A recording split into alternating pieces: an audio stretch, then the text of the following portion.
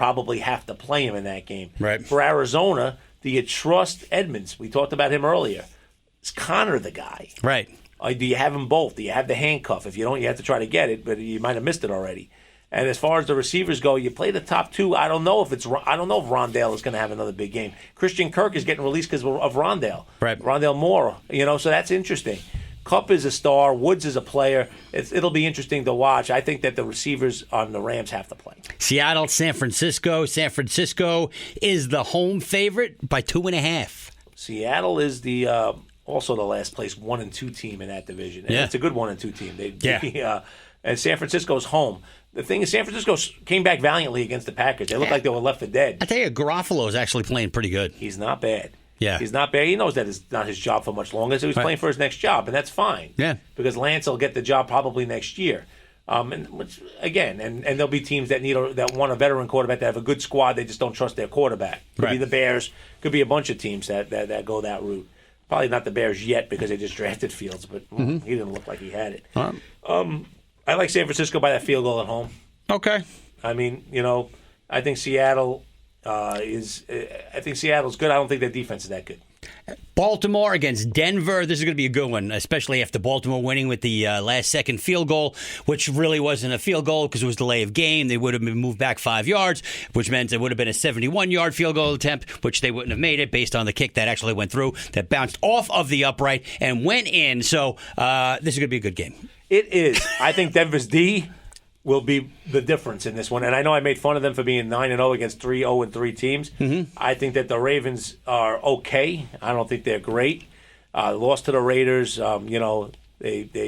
They have the one win of the 2 wins. They beat Detroit last week, which was a nice win for them. They beat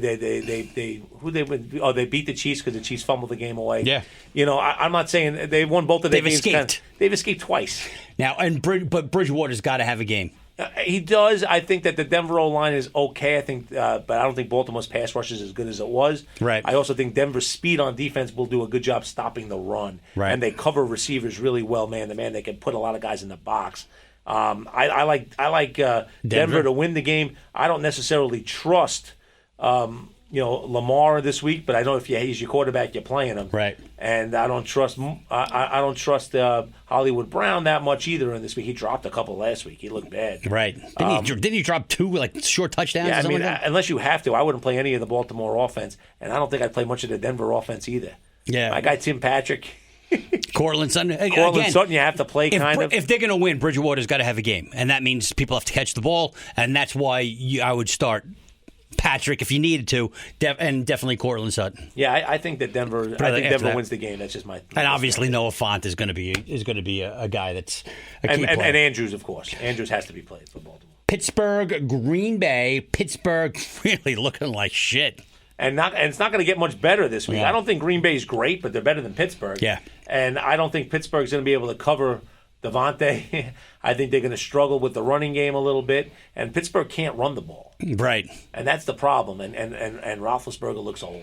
And Juju. This was the last year. Juju's not playing. Is he definitely out? I know he didn't. He's not definitely out, but he's not practicing ribs. I don't think he's going to play. Now, Deontay, he practiced, but he was limited. I think he's going to play. Deontay Johnson should play. Claypool had a decent game. Najee Harris got to play him. They threw the ball 14 times. He still gets the carries. They don't run a lot because the old line's still a little soft. But he's receiving. But you have to play him. He's getting yards. Waiting for Freiermuth to become that go-to tight end on that team. They haven't done that yet. It's Yeah. going to be interesting. They're still throwing to Ebron, who seems like he's getting old as quickly as Roethlisberger. He was old when he started. With Detroit, he was brutal. Yeah, no, he got a little bit better for a couple of years, and now he's in Pittsburgh. And, right.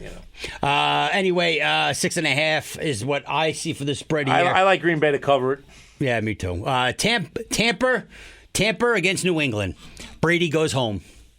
It's hard to imagine Tampa losing 2 in a row, isn't it? Especially against New England. Hard to imagine offense. Gronk, who finally didn't have a good game. Well, because he got hurt halfway through the game. That's right. Damn it. He's old. But he's going to play, I would think, in this game, and I think he's going to score. This game could be like 52 to like 14. I think Brady will play great. I think that Tampa will win this game.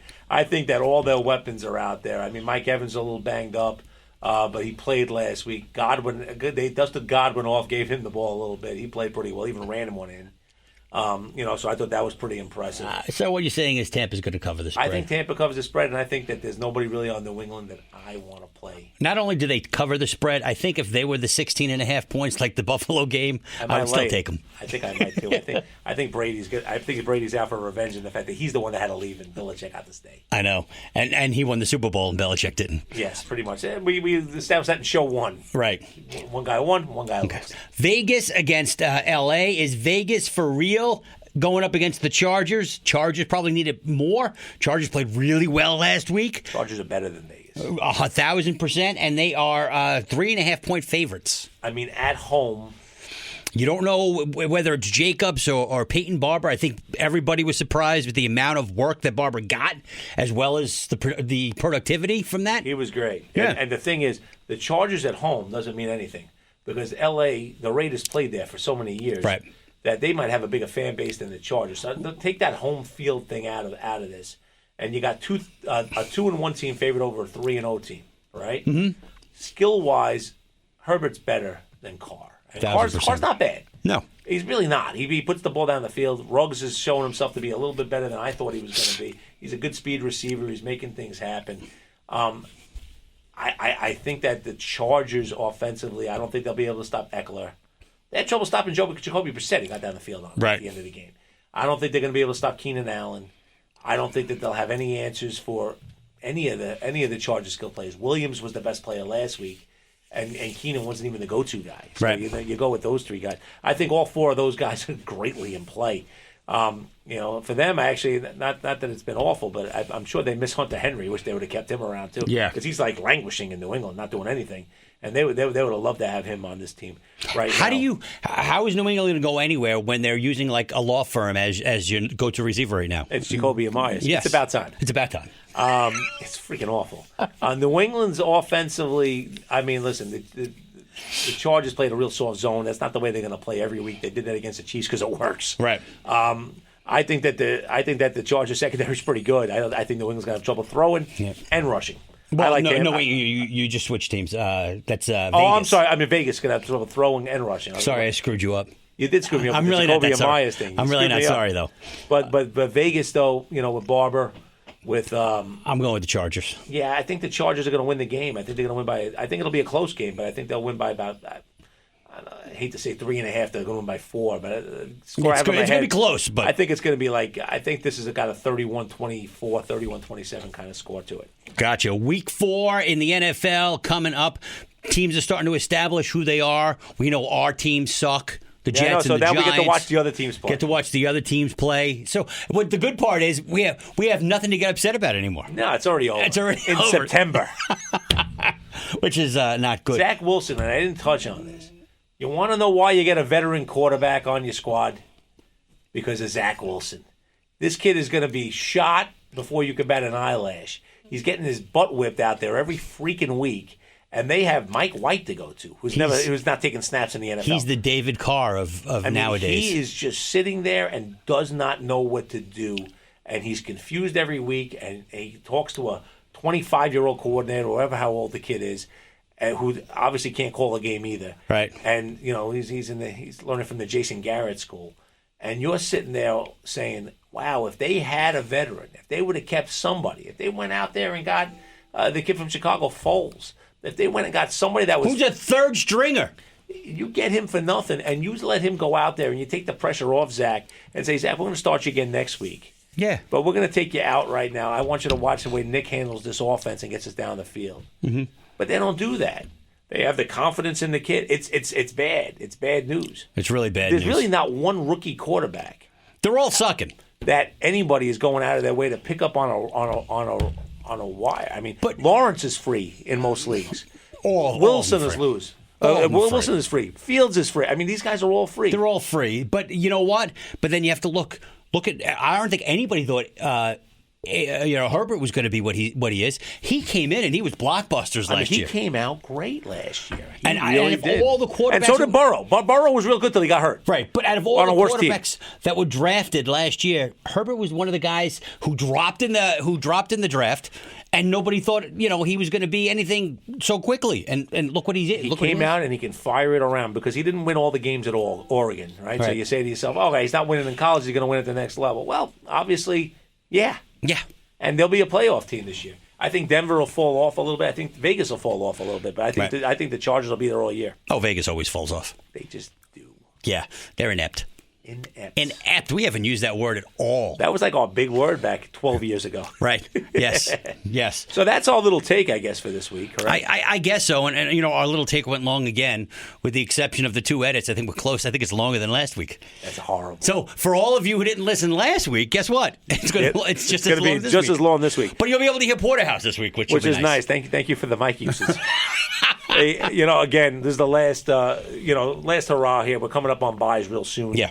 So next week, we're going to give you advice on bye weeks and with teams that you should be, what players you should be looking at to fill in on bye weeks. That might be a good substitute. That may not be your number one quarterback or your number one running back or whatever, but it might be someone you could fill in with. We got to thank name dropper Caliendo. Every week. Every week, he's just a superstar. We appreciate everything, and he's a interviewer of the stars. And CD, Caucasian Dave, had a major role this week. Yes. Your son's kind of a prick. He took a lot of players I liked. I know we listened to week 1 show because he really hurt me in the draft. Right. I don't think he's listened since.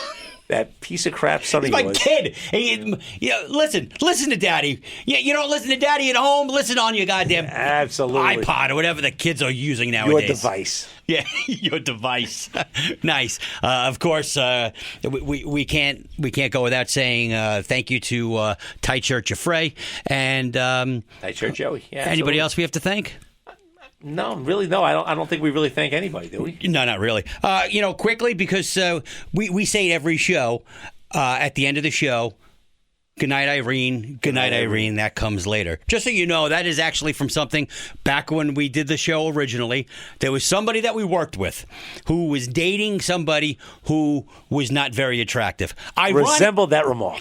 And ironically, neither was he. It was like one of those match made in heaven. When you have two, when you see like an ugly, I shouldn't say, I don't want to use that, an unattractive young lady on the outside who might be very beautiful on the inside, and a handsome guy, you sit there, it's like, wow, can't he get something better? And vice versa with the girl. But these two were perfectly matched. Perfectly matched. So the movie from, the Perfect Storm. Had the guy that couldn't meet a girl in the bar, Bugsy. Yeah. And the heavy girl that had the 2 kids. Right. And her name was Irene. And at the end of in that movie, he's like, when he leaves her the last time, he says, "Good night, Irene," and she says, "That comes later." But this couple reminded us very much of them. Both looks, weight-wise, the whole thing. Everything matched them perfectly. There's no way this guy was really getting a chick. There was no way she was really getting anybody much better than that. And it seemed like it was a match. It was a match. And this was 12 years ago, so if you're listening and you're wondering if it's you, probably not. Probably not. And from what we've seen, nobody's listening anyway, so, which is nice. So good night, Irene. Good night, Irene. That comes later.